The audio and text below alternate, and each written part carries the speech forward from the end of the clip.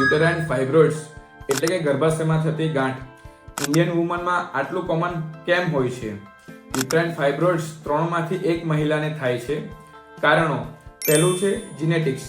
જો તમારી માતા કે બહેનને આ તકલીફ થઈ હોય તો તેમને આ ફાઇબ્રોઇડ્સની શક્યતા વધી શકે છે. બીજું છે અર્લી મિનાર્કી એટલે કે 10 વર્ષ પહેલાથી જ માસિક ચાલુ થઈ જવું, જેને અર્લી મિનાર્કી કહેવાય છે. અર્લી મિનાર્કીના લીધે લાઈફ ટાઈમ ઇસ્ટ્રોજનનું એક્સપોઝર વધી જવાથી ફાઇબ્રોઇડ થવાનું જોખમ રહેતું હોય છે. થર્ડ છે ડાયટ એન્ડ લાઇફસ્ટાઇલ. વધુ કાર્બોહાઈડ્રેટ્સ વાળો ખોરાક લેવાથી ઇસ્ટ્રોજનનું પ્રમાણ વધે છે, જે ફાઇબ્રોઇડ્સનો ગ્રોથ વધારે કરાવી શકે છે. એમાં ઓબેસિટી અને સેડેન્ટરી લાઇફસ્ટાઇલ એનું રિસ્ક વધુ કરે છે. Fourth is lack of knowledge. મોટાભાગની બહેનો હેવી બ્લીડિંગ, મેન્સ્ટ્રુએશન વખતે અને તીવ્ર દુખાવો જેવા લક્ષણોને અવોઇડ કરે છે, જેથી ફાઇબ્રોઇડનું નિદાન અને સારવારમાં ડિલે થાય છે. Fifth one is vitamin D deficiency. Vitamin D ની ઉણપથી પણ ફાઇબ્રોઇડ થવાનું રિસ્ક વધતું હોય છે.